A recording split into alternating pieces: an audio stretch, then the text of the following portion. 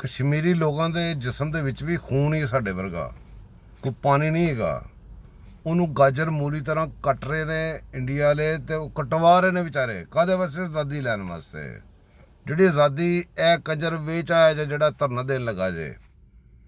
ਗੌਰ ਕਰੋ, ਕੱਲ ਇਹਨੇ ਧਰਨਾ ਦੇਣਾ, ਜਿਹੜੇ ਡੇਟ ਇਹਨੇ ਧਰਨੇ ਦੀ ਰੱਖੀ ਹੈ ਉਸ ਦਿਨ ਉਹਨਾਂ ਨੇ ਯਹੂਦੀਆਂ ਨੇ ਕਹਿੰਦੇ ਨਾ, ਯਹੂਦੀਆਂ ਦਾ ਤੇ ਇਹਨਾਂ ਕਾਦੀਆਂ ਨੇ ਦਾ ਫਿਤਨਿਆਂ ਦਾ ਮੋਹਰਾ ਹੈਗਾ। ਇਸ ਮੋਹਰੇ ਨੇ 25 ਤਰੀਕ ਕਿਉਂ ਅਨਾਉਂਸ ਕੀਤੀ ਹੈ? ਤੁਸੀਂ ਦੇਖੋ, ਉਹ ਸਾਡੇ ਕਿਬਲਾ ਅਵਲ ਦਾ ਗੁੰਮਤ ਢਾਣ ਦੀ ਉਹਨਾਂ ਨੇ ਐਲਾਨ ਕੀਤਾ ਹੈ ਜੇ ਸੇਮ ਡੇਟ ਨੂੰ।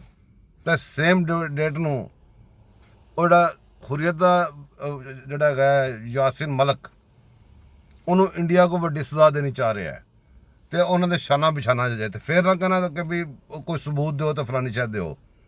ਜਿਹੜੇ ਤੁਸੀਂ ਨਾਲ ਨਿਕਲੋਗੇ ਉਹ ਯਹੂਦੀ ਕਾਦੀਆਨੀ ਤੇ ਜਿੰਨੇ ਫਿਤਰੇ ਨੇ ਇਹਨਾਂ ਦੇ ਪੈਰੋਕਾਰ ਹੋਵੋਗੇ, ਇਮਰਾਨ ਖਾਨ ਦੀ ਤਰ੍ਹਾਂ।